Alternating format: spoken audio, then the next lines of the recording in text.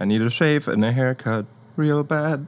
Hey guys, what is going on? My name is Virtual Riot, and as you might have noticed, I've uploaded like a bunch of videos recently on a lot of little techniques that I've been figuring out over the last months and that I really like and that I wanted to share with you. So at the beginning of last year, I started my Patreon, and the concept of it is basically that all my video tutorials are always going to be free for everyone on my YouTube channel, but if you subscribe to the Patreon, you get more downloads from those episodes, the project files, the presets, the samples, whatever the episode is about. And it's been really helping me to be a little more independent in terms of like I don't have to play shows every weekend, which has been really draining last year, to be honest. So this is great, this is working out good. But then again, last year at some point I didn't do any posts or any videos for like 3-4 months. I didn't feel like I had anything cool to show, and I just wasn't in like a good space where it was just easy to record these tutorials. Now I decided, hey, I'm just gonna use the webcam, screw it. That way I can definitely just make these a lot faster, and then it's easier for me and I'm more inclined to do them. But also I gotta work on some music in the next couple of months. So either this or the next tutorial video are going to be the last ones just for like, let's say until May, June, around that time, because I need to focus on writing some songs and putting together a body of work. So I hope that's okay. If you want to, please, you're not held hostage. You can unsubscribe from my Patreon. You can subscribe, download whatever you want, then you can unsubscribe again. That's totally fine. I just want people to know that I'll take like a little bit of a break from the videos, and I hope that the content that I've like uploaded in the last couple of weeks is just gonna keep you busy over that time. I just think it's important that I like communicate this so people aren't gonna be like, hey, I'm not getting my money's worth on your Patreon. I just want to make sure everybody's happy and everybody's informed. But today I also got some cool stuff for you. Let's go. I just spent 2 hours recording stuff, and then I realized that the Ableton audio didn't record, so I might just do like a super fast version. If you get like single note samples from Splice, or that you recorded somewhere from like any instrument, it actually does sound really nice to just put them into a sampler and maybe not even use a warp mode to make them adjust like their length to whatever key you're playing. Actually, just let them play faster and slower depending on if you play higher or lower. So for example, let's use one of these kalimba samples. That one.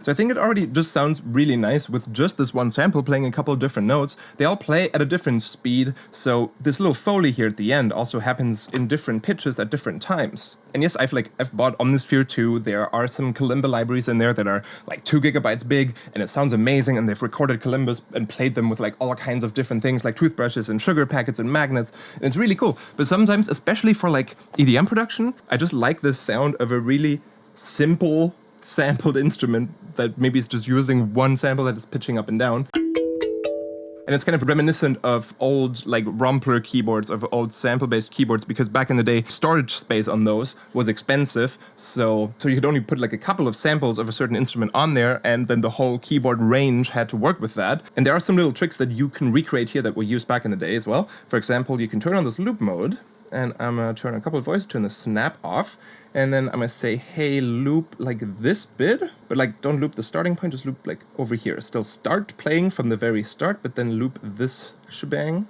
Oh, it actually isn't starting from the beginning. I do need you to start at the beginning, please. There we go, that's better. So now you get that first attack, and then it's looping this little bit here. So if you're holding the note for a long time, then it's just gonna start looping this little bit here at the end.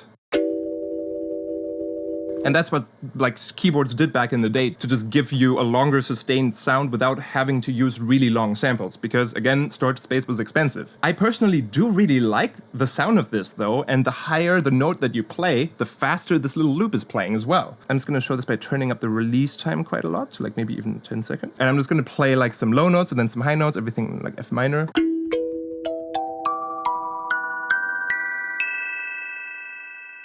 So you can kind of hear this texture of the loop playing slower or faster, especially on the high notes.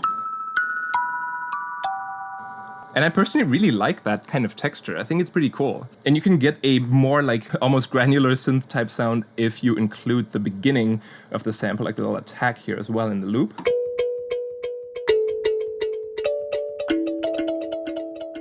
And then depending on what kind of chord you play, you get different types of rhythms, because let's say like an F1, it's going to be looping half as fast as an F2.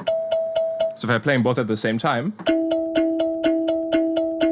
we get that type of rhythm. Or if I play a fifth, you get a 2 versus 3 polyrhythm.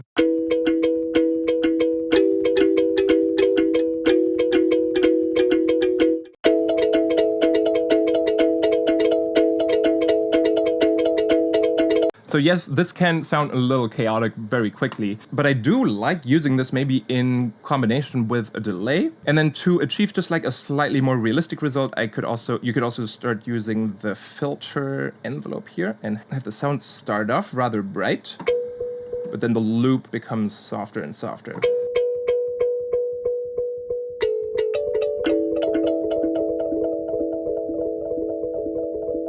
And now let's say you're holding down a lot of notes, like a big chord, where every note is looping in a different tempo. It's creating this sort of rainy, granular sound. And then I'm also going to use this random pan feature here, which will like put every note that you play randomly left or right or somewhere in between. And if you play a lot of notes in a row, then they should all be like equally distributed within the panorama. And let's try that out. I'll turn this up to like, just do 100%, let's go.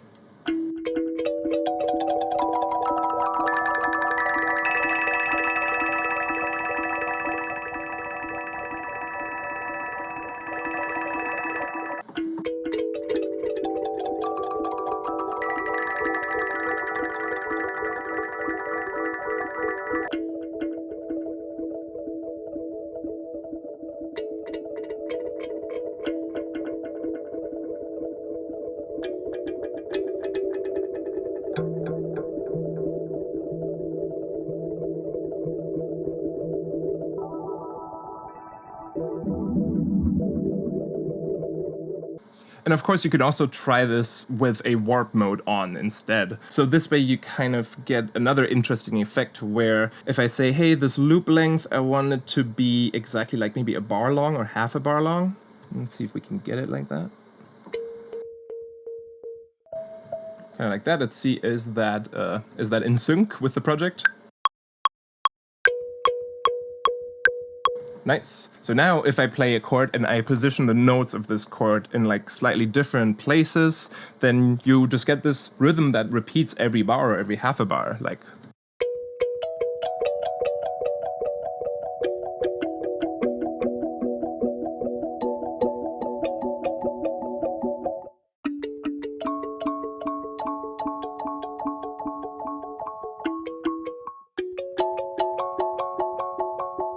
Nice.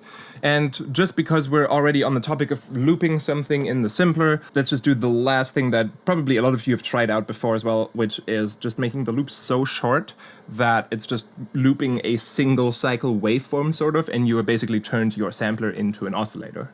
Let's reduce the length here. Let's see, which part do we want to loop? Maybe like over here. I'm gonna turn the random pan off. Make this even shorter.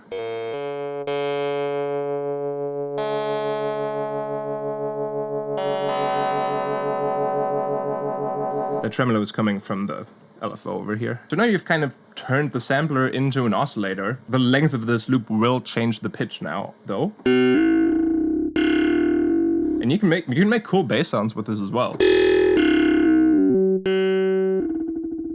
So if you found a spot that you like, I'm just gonna use this for now. You kind of have to now make sure that it is in tune with your other instruments. So I'm playing like an F here. And then I'll just check what does the F in massive sound like. That's like 6 semitones down. But you don't need to be able to hear that. You can just turn them both on. Like I'm holding Command and clicking the record arm here as well. And then you hear them both at the same time. And now I can adjust this.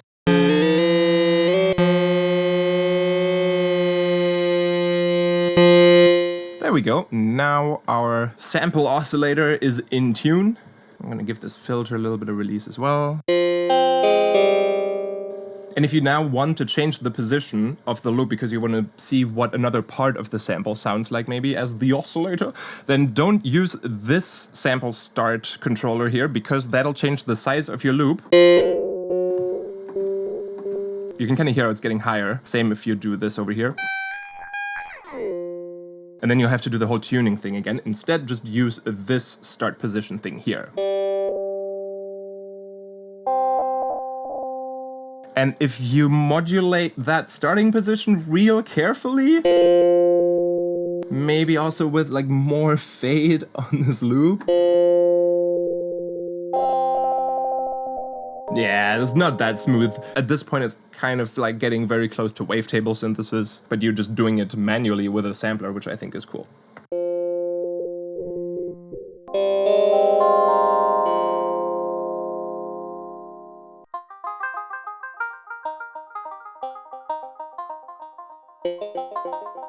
For like soft synth sounds, I noticed that it sounds kind of good if you put a something that's like a little lower, something like maybe like a single bass one shot or something into the sampler, and that sounds kind of nice. I think there's like a little, where is O-M-O? There's this little bass note here. Let's put that into here. And let's make this loop length a little bit bigger.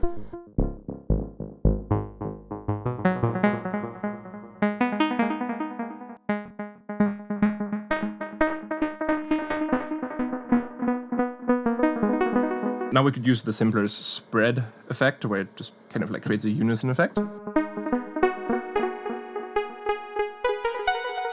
Maybe just a little bit.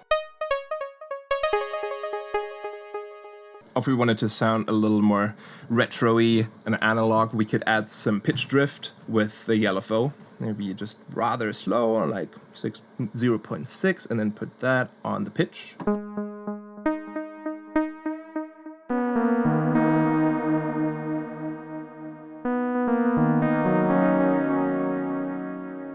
I think that sounds awesome.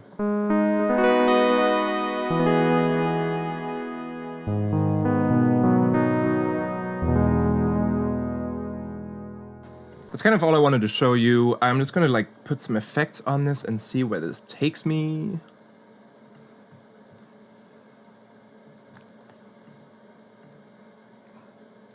Try like an auto pen on eighth notes maybe.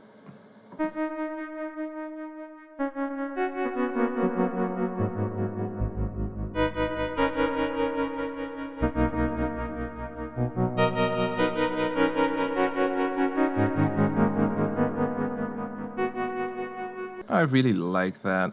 I'm gonna do one more thing here that I experimented with recently when I was doing all these like randomly modulated effects and everything. So I got the auto pen here, and then I'm gonna put two randomized LFOs. I'm gonna put a randomized LFO here and map all your things like usual. I should just have that as a rack pre-made because I'm using this so much. I'm just gonna do that from now on.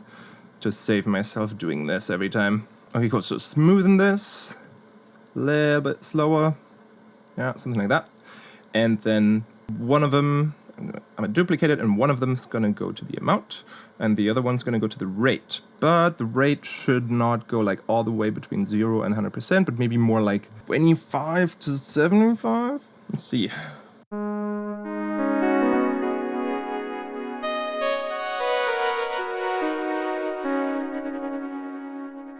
Faster!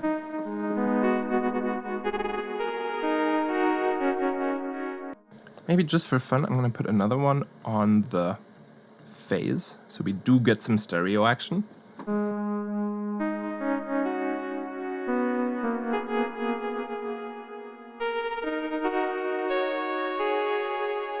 Ah, that sounds nice. This also isn't too extreme because we still have the echo and the reverb after it.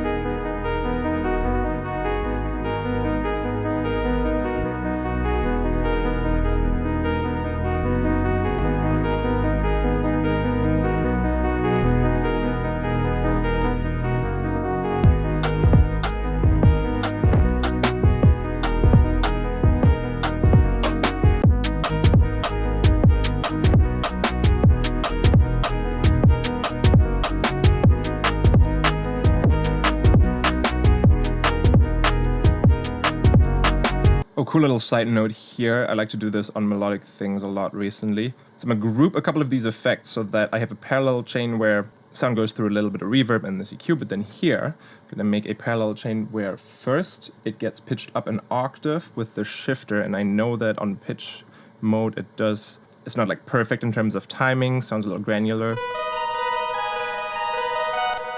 Kind of like that. But if you just run that through a 100% wet reverb, all these little imperfections just kind of blur out, and you can add like maybe an auto pan after this that's gonna hover around a little bit, and then you have like an octave up reverb. It actually sounds pretty good.